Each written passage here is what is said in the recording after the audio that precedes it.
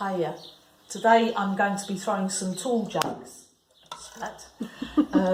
on a wooden bat, which is how I always throw. So starting off with the centering, quite firm clay for me, who tends to prefer using soft clay, because it's a relatively tall item. I'm throwing it's 19 centimetres tall, or it will be when I've thrown it, and I've got 720 grams of my clay.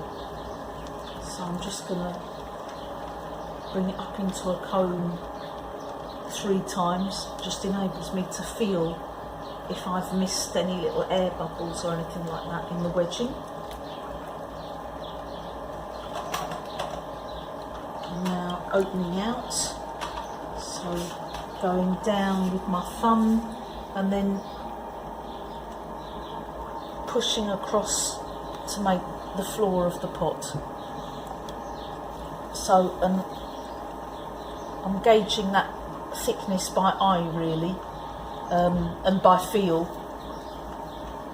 running over that to really compress it and get it flat 2 or 3 times. And then once I'm happy that's all right, I can start on the walls. So given that this is a cylindrical object and that the centrifugal force of the wheel is going to want it to get wider as it goes up, I'm overcompensating. So I'm going to bring it up in a cone shape first. One can make things narrower after they've got wide, but it's one hell of a lot easier to make things wide from narrow.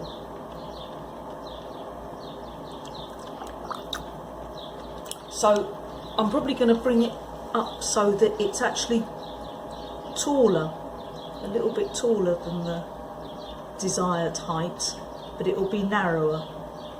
And the process of widening it further down the line is going to make it shorter.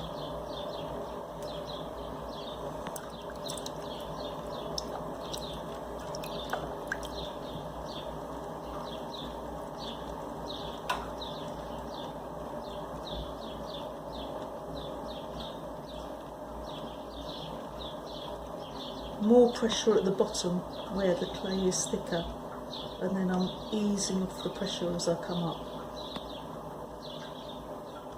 And now it's more of an outwards, just stopping there because it's a wee bit dry, don't want to distort it.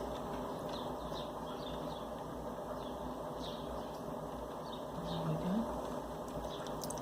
So I'm going to do another movement up from the base.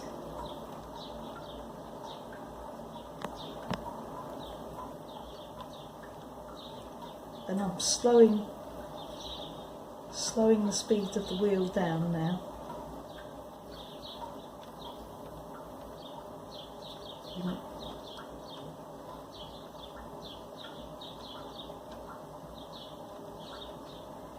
Got a bit of a bulge at the bottom, which I shall try and correct.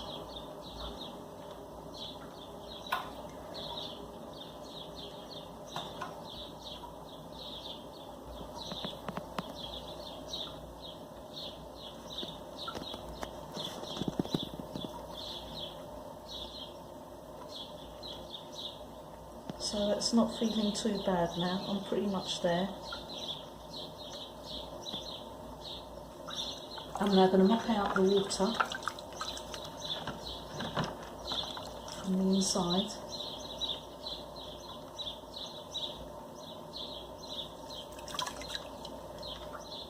Water and slurry.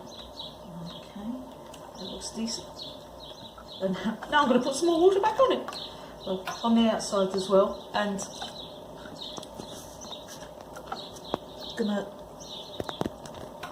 use the chamois, which I'll have to use again, but it's partly just getting off a lot of slurry, which I wouldn't be able to do in one go. I'm going to trim a bit of surplus off the bottom with this turning tool, and now I'm going to use a rib to try and get that profile as nice as I can at this stage, because although it will be turned, because it's got a spout on it, or it will have later. They're demons, things with spouts. I do all my turning on a chuck, and because you've broken the circle of the rim, it makes it much harder to keep it steady on the chuck. So I've got a little groove at the bottom, but that will be turned out.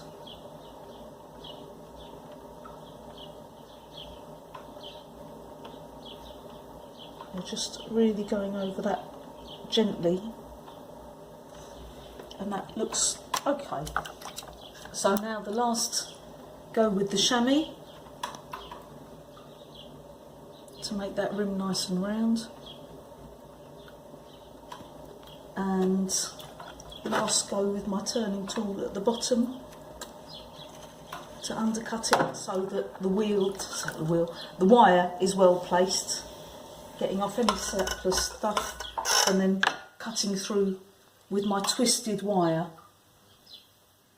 as close to the batt as I can, and then levering it off and putting it with the others, and there we are.